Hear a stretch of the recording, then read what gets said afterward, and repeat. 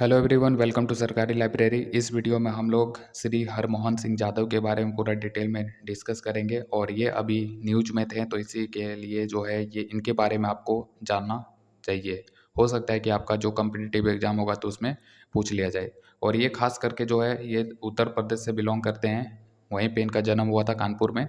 तो इसी के कारण से अगर आप यूपी का किसी भी कॉम्पिटिटिव एग्जाम की तैयारी कर रहे हैं तो आपके लिए जो है इनके बारे में जानना बहुत ही ज़रूरी हो जाता है। तो पूरा डिटेल में हम देखेंगे और ये जो आर्टिकल है तो ये हमारा पब्लिश होगा। ये जो हमारा वेबसाइट है www.sarkarilibrary.in, तो वहाँ से भी आप डेली आर्टिकल पढ़ सकते हैं। तो चलिए इनके बारे में पूरा डिटेल में देखते हैं। सबसे पहले याद रखें कि अभी ये न्यूज़ में क्यों है। तो ये न्यूज़ में इसलिए हैं क्योंकि जो भारत के प्रधानमंत्री हैं श्री नरेंद्र मोदी जी, तो इनके द्वारा आज ही यानी कि आज 25 तारीख है, तो 25 जुलाई 2022 को ही जो है एक कार्यक्रम के दौरान उन्होंने वीडियो कॉन्फ्रेंसिंग के माध्यम से उनको याद किया, ठीक है। उनका पुण्यतिथि पे उनको संबोधित किया था। तो इसी के कारण से ये न्यूज में है। तो याद रखें कि श्री हरमोहन सिंह यादव जो है तो 25 जुलाई को इनका पुण्य तिथि मनाया जाता है, ठीक है।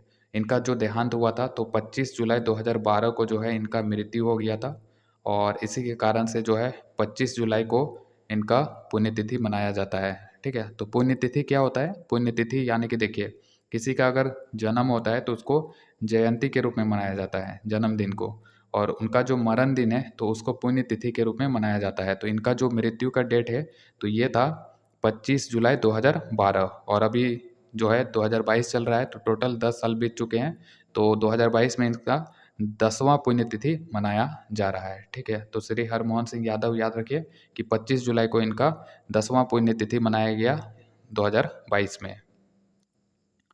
और इनके बारे में और डिटेल में हम देख लेते हैं। सबसे पहले याद रखिए कि इनका जन्म हुआ था 18 अक्टूबर 1921 को हुआ था। कहाँ पे जन्म हुआ था? तो उत्तर प्रदेश के कानपुर में एक छोटा सा गांव है जिसका नाम है मेहर बंद सिंह का पुरवा। ये गांव वगैरह जो है ऑल इंडिया कॉम्पिटिटिव एग्जाम के लिए ज़रूरी नहीं है, लेकिन यूपी का किसी भी कॉम्पिटिटिव एग्जाम की तैयारी कर रहे हैं, चाहे यूपी एसआई हो गया, यूपी पीसीएस हो गया, तो उनमें ये सब पूछा जा सकता है।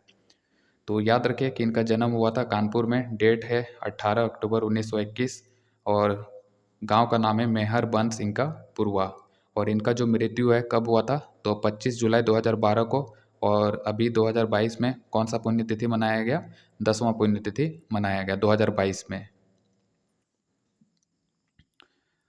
इनके बारे में इनका जो राजनीतिक कैरियर है, वैसे देखा जाए इनका जो मुख्य पेशा है तो ये पॉलिटिक्स से संबंधित है, ठीक है। तो ये राजनेता है, ये याद रखना है। और इन्होंने अपना राजनीतिक कैरियर जो है तो ग्राम पंचायत से शुरू किया था। और ये यादव समुदाय के नेता हैं, ठीक है। तो यादव समुदाय के नेता थे और इन्होंने अपना राजनीतिक कैरियर जो है ग्राम पंचायत से शुरू किया था। और सबसे पहले जो है ये 1952 में जो है ग्राम प्रधान बने थे। और ग्राम प्रधान से फिर जो है ये उत्तर प्रदेश विधान परिषद के सदस्य भी बने। और ये जो है विधायक भी रहे थे समाजवादी पार्टी से। फिर 1991 ईस्वी में जो है ये पहली बार राज्यसभा के सदस्य भी बने थे। तो राज्यसभा के सदस्य भी रह चुके हैं। 1991 में जो है पहली बार ये राज्यसभा के सदस्य बने थे।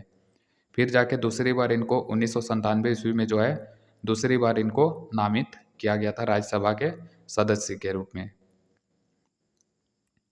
ये अखिल भारतीय यादव महासभा के भी राष्ट्रीय अध्यक्ष रह चुके थे।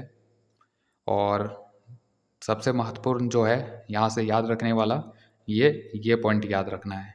1984 में जो सिख विरोधी जो दंगा हुआ था, इंदिरा गांधी का असैसिनेशन यानी कि उनका हत्या कर दिया गया था 1984 ईस्वी में। 1984 ईस्वी में इंदिरा गांधी का हत्या हो गया था। उन्हीं का जो बॉडीगार्ड था तो उसी के द्वारा इंदिरा गांधी का हत्या किया गया था। और इसी के कारण से जो उनका बॉडीगार्ड था तो वो सिख धर्म का था और बाकी जो लोग थे तो वो सिखों को जो है टारगेट करके मारना शुरू कर दिए थे, ठीक है। तो इसी के कारण से 1984 में जो सिख विरोधी दंगा जो फैल गया था पूरे भारत में, तो उसी के दौरान उन्होंने सिख लोगों का बहुत मदद किया था उनको जान बचाने में, ठीक है। तो इसी के कारण से उनका वीरता के लिए जो है इसी 1984 का सिख विरोधी दंगा के दौरान उन्होंने वीरता का प्रदर्शन किया था।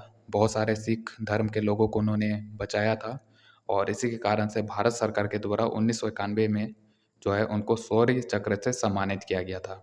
ठीक है, तो याद रखना है कि ये जो हरमोहन सिंह यादव हैं तो इनको 1991 ईस्वी में शौर्य चक्र मिला था भारत सरकार के द्वारा। क्यों मिला था? 1984 में जो सिख विरोधी दंगा छिड़ गया था भारत में, तो उस दौरान इन्होंने बहुत सारे सिख धर्म के लोगों को बचाया था। तो उसी के कारण से इनको शौर्य चक्र से सम्मानित किया गया था 1991 ईस्वी में। अब यहाँ पे देखिए शौर्य चक्र आ गया है ना, तो यहाँ पे थोड़ा हम भारत में जो वीरता पुरस्कार है तो उनके बारे में भी हम देख लेते हैं। तो देखिए भारत में जो वीरता पुरस्कार दिया जाता है जो प्रेसिडेंट के द्वारा, तो ये दो कैटेगरी में दिया जाता है। पहला, अगर युद्ध के समय कोई शहीद हो जाता है या युद्ध के समय अपना जो बेस्ट देता है किसी सैनिक के द्वारा या किसी व्यक्ति के द्वारा, तो उन्हें 3 अवार्ड दिया जाता है। एक है परमवीर चक्र, दूसरा हो गया महावीर चक्र और तीसरा हो गया वीर चक्र।